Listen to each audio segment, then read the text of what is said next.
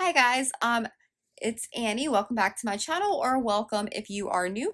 This is going to be very different from what I typically put out, but as I have discussed before, I am diagnosed with depression and anxiety, and yet I do seek to live my best life and be as inspiring as possible.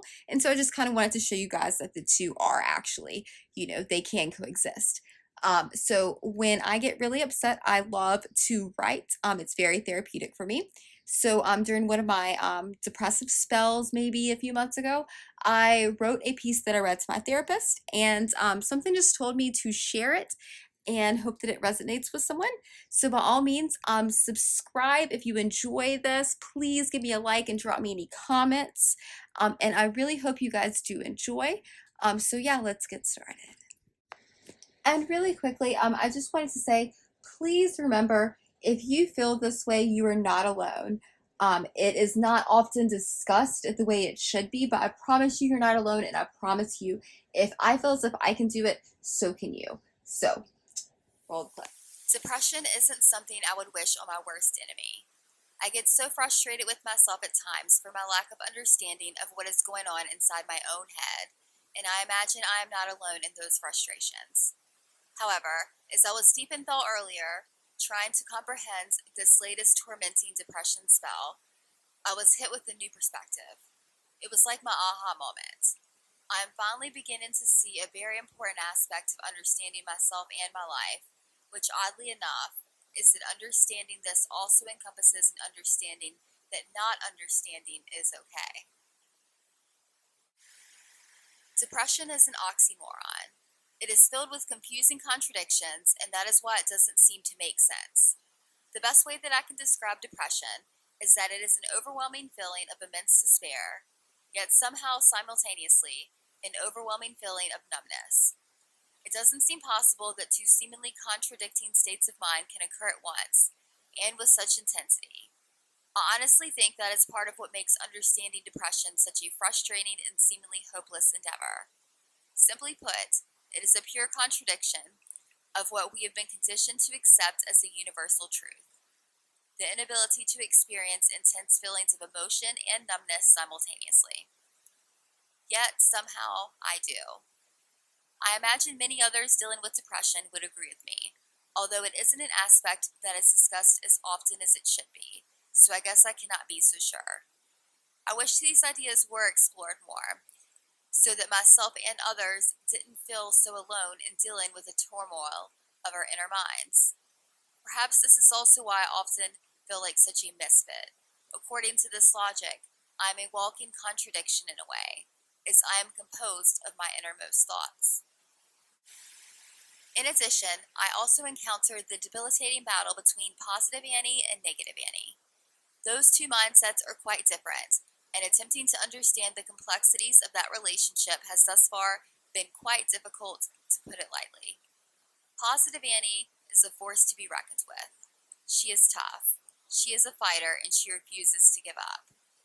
Negative Annie, on the other hand, well, she easily crumbles. She is quite the broken soul. Until I actually wrote that out, I didn't even realize that I referred to those two mindsets in third person. It is as if I am subconsciously attempting to somewhat disconnect with them. I recognize and identify both mindsets as my own, but they are pure contradictions to each other. By referring to them in the third person, perhaps it makes it easier to accept that these two opposing mindsets that exist in my head are in a tumultuous battle, one that wears me down much more than I like to admit.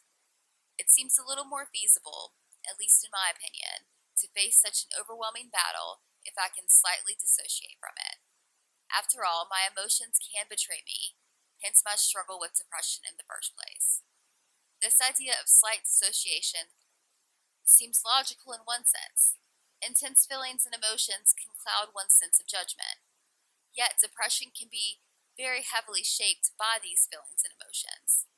Therefore, is dissociating from some of them actually more helpful or more harmful? This presents what seems to be another contradiction. What is the best approach? Is there a fine line that shouldn't be crossed? And if so, where is it? If that's the case, I imagine I passed it years ago. I have become a master at hiding my deepest and darkest feelings until I simply cannot anymore and I crumble. This seems like a cruel and unusual punishment towards the mind, and unfortunately, I am inflicting it on myself, not realizing the repercussions that come from this type of self destruction. This is primarily why I feel as if no one actually gets me. I don't let them. I don't even get myself oftentimes, and have conditioned myself to feel both ashamed and as if I can be a burden to others. Therefore, I have taught myself to build quite a strong wall of protection, convincing myself that it is beneficial for both myself and others. However, the problem lies in the actual contradiction that can be found here as well.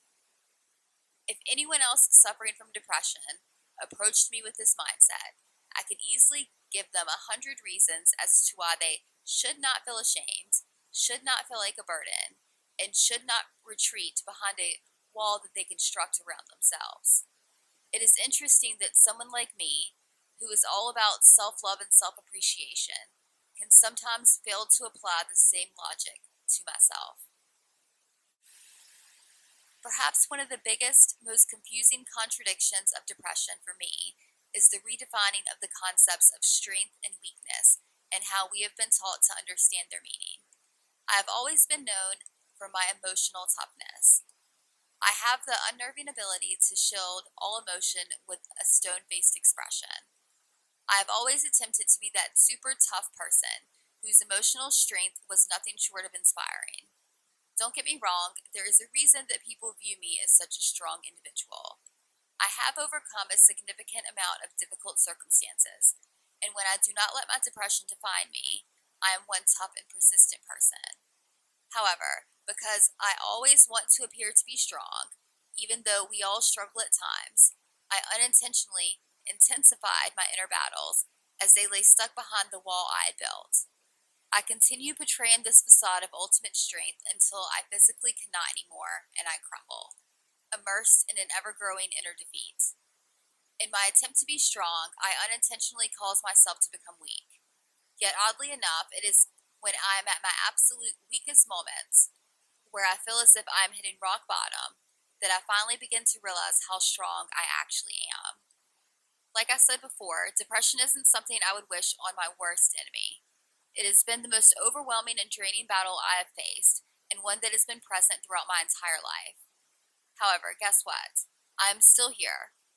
I have somehow managed to overcome multiple instances that I firmly believed I could not.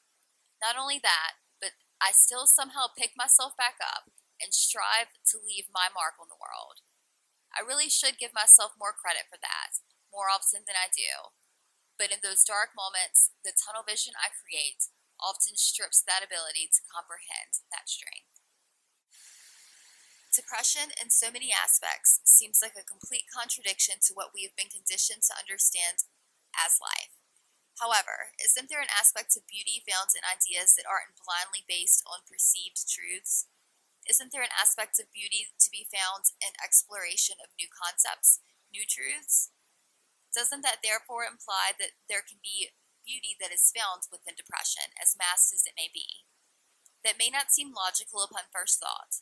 Depression is quite the ugly monster. Where does this beauty lie? In my opinion, it lies with what you do with it.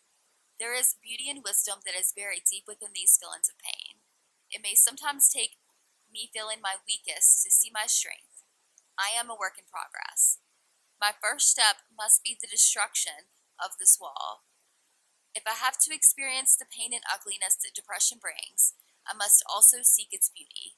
I must also share this beauty so that those that I come in contact with hopefully no longer feel as drained, as alone, and as defeated as they have previously felt. But like I said, I am a work in progress.